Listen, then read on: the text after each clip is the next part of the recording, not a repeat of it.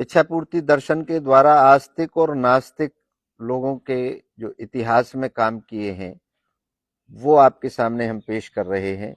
आप खुद समझेंगे किसने आपको क्या दिया है। मानव सभ्यता की सबसे बड़ी वैज्ञानिक, तकनीकी और औद्योगिक प्रगति मुख्यतः नास्तिक और गैर धार्मिक विचारधारा वाले लोगों ने की है। जैसे विज्ञान में जो नास्तिक लोग हुए हैं, आइंस्टाइन, हॉकिन, डार्विन, टेस्ला और फाइनमैन, ये वैज्ञानिक सारे नास्तिक थे। टेक्नोलॉजी की दुनिया में जो नास्तिक हैं, Bill Gates, Steve Jobs, Elon Musk और मार्क जुकरबर्ग, ये नास्तिक हैं। राजनीति और शासन में लेनिन, माओ, ओटो वान और बिस्मार्क, ये सब नास्तिक रहे हैं। दर्शन जिन्होंने दिए हैं, नीत्शे, बर्ट्रेड रसेल, कार्ल मार्क्स, इन सभी ने, ये नास्तिक लोग हैं। यह सत्य है कि आधुनिक विज्ञान और आधुनिक दुनिया की संरचना मुख्यतः नास्तिक विचारधारा से विकसित हुई है, लेकिन आध्यात्मिक, नैतिक और सांस्कृतिक नेतृत्व किसने दिया, ये भी आप जानें। अध्यात्म में कृष्ण, बुद्ध, ईसा, मोहम्मद, गुरु नानक, ये सभी आस्तिक थे और इन्होंने आस्था का एक संकेत दिया, एक जीवन जीने का आधार दिया। योग और ध्यान में पतंजलि, आदि गुरु शंकराचार्य और स्वामी विवेकानंद जी ने, ये आस्तिक थे। लेकिन इन्होंने कहीं ना कहीं विज्ञान की जो बदलाव है उसका सहारा लिया सभी ने। नैतिक दर्शन जो दिए, सुकरात, प्लेटो और अरस्तु, ये आस्तिक थे, ये ईश्वर पर भरोसा करते थे।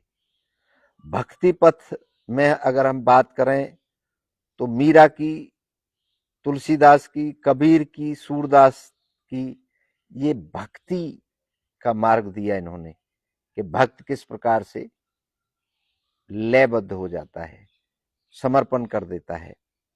आस्तिकों ने आध्यात्मिक और नैतिक और सामाजिक चेतना का निर्माण किया है। ऐसा नहीं है आस्था का कोई रोल नहीं है। आस्तिक एक बैलेंस देने में, एक उनको संकुचित करने में बड़ा योगदान देते हैं।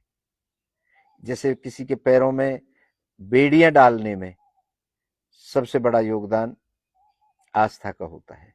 डराने में सबसे बड़ा जो योगदान होता है वो आस्था का होता है।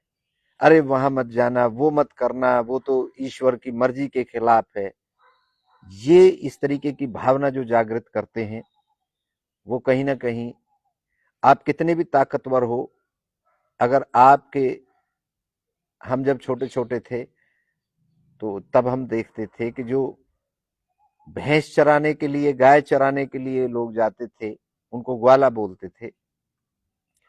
और जो भैंस या जो गाय ज्यादा तेज दौड़ती थी, ज्यादा अपनी ताकत दिखाती थी, तो उसकी गर्दन में रस्सी बांध के एक डंडा लटका देते थे। और वो डंडा क्या काम करता था, वो जब दौड़ लगाती थी तो उसके पैरों में वो डंडा लगता था, तो उसकी दौड़ कंट्रोल हो जाती थी, धीमी हो जाती थी।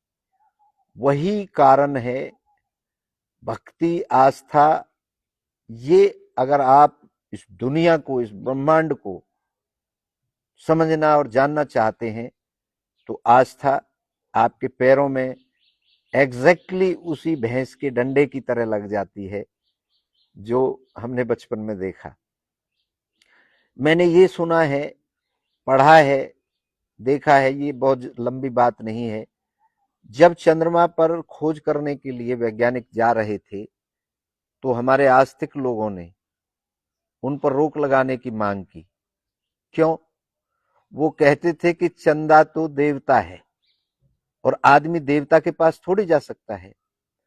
ये भी कहते थे कि वहां तो एक बुढ़िया चरखा काटती है, सूत बनाती है, ये भी हमने सुना था। तो वो चंद्रमा देवता है और देवता पे इंसान को अलाउड नहीं है जाना, ये कहीं ना कहीं हमारी गति को रोकना है। एग्जैक्टली उस भैंस के डंडे की तरह है। तो आस्तिकता हमारी जो शक्तियां हैं उनको रोकने का काम करती है। अदरवाइज आप विराट हैं। क्यों? कि आप परम इच्छा का स्वरूप हैं। आप इतने विराट हो सकते हैं कि आप परम इच्छा में जाकर मिल सकते हैं और मिलते ही हैं। लेकिन समाज में इसका प्रभाव क्या पड़ता है? भौतिक दुनिया विज्ञान और टेक्नोलॉजी में नास्तिकता में सबसे आगे है। आंतरिक दुनिया धर्म और आत्मा का मूल आस्तिक आध्यात्मिक ये समझाते हैं। इसलिए कितने अधिक तरक्की की, अब इन दोनों में आते हैं। तरक्की का पैमाना आप रखेंगे, तरक्की का पैमाना आप बताएंगे, हमारा दर्शन नहीं बता रहा है। हमने तो सिर्फ आपको एक दृष्टिकोण दे दिया है। दुनिया को चलाने के लिए नास्तिकों की सोच और आस्तिकों की चेतना दोनों की जरूरत है। हम ये नहीं कहते केवल नास्तिक ही नास्तिक तरक्की करते हैं, लेकिन बैलेंस अगर करना है, किसी की दौड़ने से रोकना है, तो उसके पैरों में बेड़ी बांध दो या उसके पैरों में डंडा बांध दो, उस पशु के पैरों में जो ज्यादा तेज ना दौड़ पाए। तरक्की धर्म से नहीं होती, तरक्की इच्छा, संकल्प, सही दिशा और निरंतर लगे रहने से होती है। इसलिए इच्छा पूर्ति दर्शन के अनुसार नास्तिक वैज्ञानिक, विज्ञान और नास्तिकता इन दोनों का मेल है। मैं करूंगा क्योंकि दुनिया में नियमों से चलती है। मैं करूंगा, दुनिया मेरे इच्छाओं से चलती है। और आस्तिक, मैं करूंगा क्योंकि ईश्वर मेरे साथ है। दोनों में अंतर है। दोनों की इच्छाएं एक ही हैं। मैं करूंगा, ये कौन कह रहा है? ये आपकी इच्छा कह रही है, क्योंकि दुनिया मेरे इच्छा से चलती है। यहां दृढ़ता आ गई। और यहां मैं करूंगा क्योंकि ईश्वर मेरे साथ है। यहां पर हल्कापन आ गया। यहां पर आपने भरोसा ले लिया कि मैं कर रहा हूं, मेरे साथ कोई ना कोई है। ये भी एक विश्वास है, अच्छी बात है। लेकिन ईश्वर के साथ में सीमाएं बंध जाती हैं। जैसे मैंने एग्जाम्पल दिया कि जिस समय चंद्रमा की खोज में वैज्ञानिक निकले थे, उस समय हमारे भारत के धार्मिक लोगों ने विरोध किया था कि चंदा हमारा देवता है और देवता पर कोई इंसान कैसे जा सकता है। लेकिन आज वहां देवता पर लोग पहुंचे और वहां पर जीवन बसाने की तैयारी वो नास्तिक लोगों के द्वारा की जा रही है। दोनों में इच्छा समान रूप से सक्रिय हो सकती है, दोनों सफल हो सकते हैं। परिणाम का मूल कारण इच्छा है, न कि ईश्वर और ईश्वरहीनता, न कि आस्तिकता और नास्तिकता।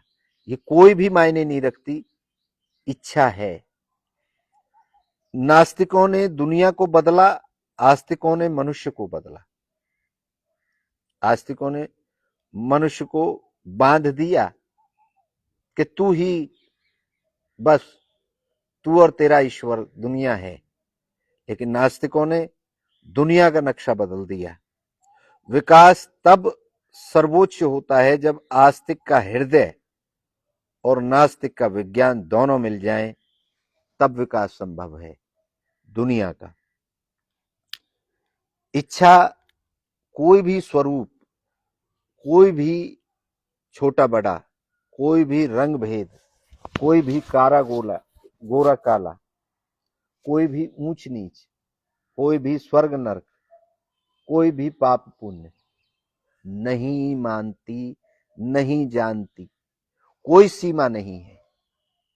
इच्छा सिर्फ अपनी तीव्रता पहचानती है, प्रबलता पहचानती है और आपके अंदर जितनी तेजी से प्रबल इच्छा काम करेगी उतनी जल्दी आपकी इच्छा पूर्ण होगी। ये मेरा और इच्छा पूर्ति दर्शन का दावा है। अगर इसमें किसी को कोई बात, कोई शक, कोई शुबा हो, वो हमसे संपर्क कर सकता है। धन्यवाद।